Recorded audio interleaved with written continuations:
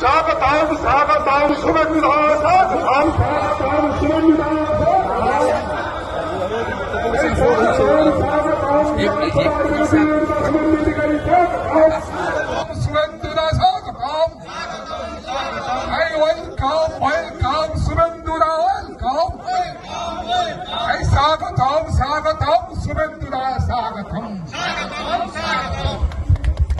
বাংলার মাটি স্বদেশিকতার দুর্জয় ঘাঁটি। আমাদের গর্বের অভিযুক্ত মেদিনীপুর ছিল স্বদেশীদের অন্যতম পীঠস্থান।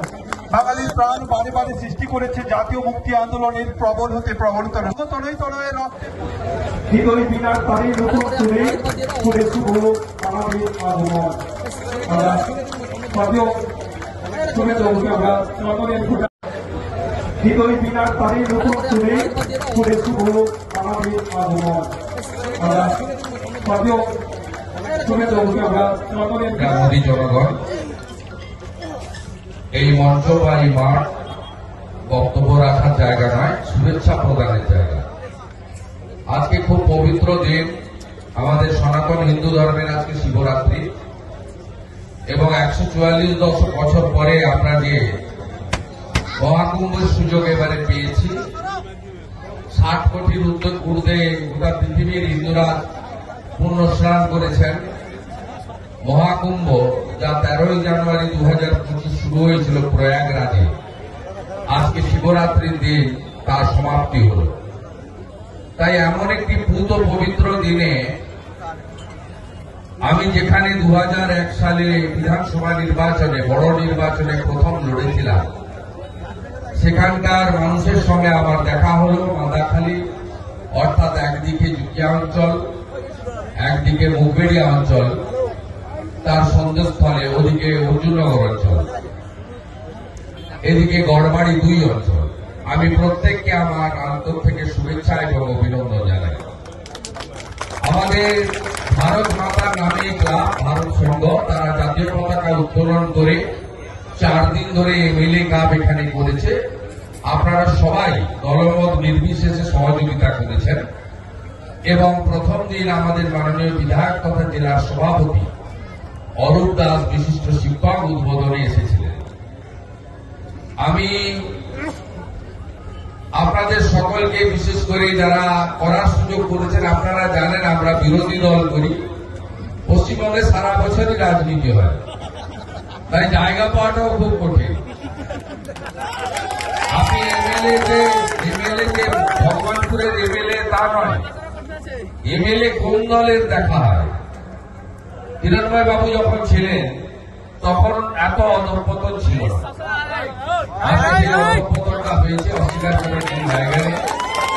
তাই ভূমিদাতাকেও আমি বিশেষ করে কৃতজ্ঞতা জানাবো। তিনি ভূমি না দিলে এখানে বুদ্ধদেব ভাইরা বা অন্য যারা আছেন, আমি একজনের নাম বলে বাকি সকলকে, একজনের দ্বারা তো কিছু হয় না।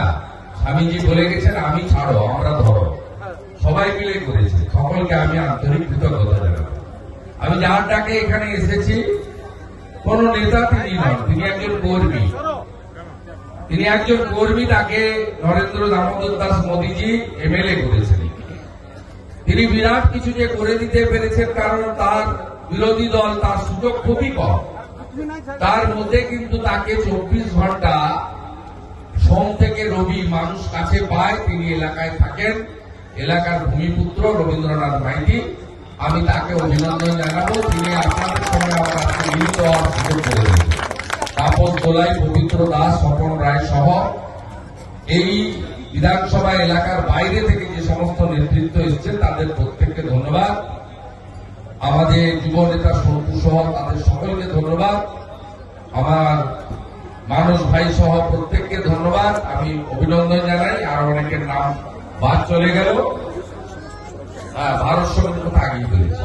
আমি আর বেশি কথা বলবো না। আমি একটা শুধু কথাই বলবো যে এই ধরনের খেলাধুলাকে প্রসারিত করতে হবে। আপনারা প্রত্যেক মাসের শেষ রবিবার প্রধানমন্ত্রী নরেন্দ্র মোদী বেলা 11টার সময় মন কি বাত করেন, 11টা থেকে 11:30।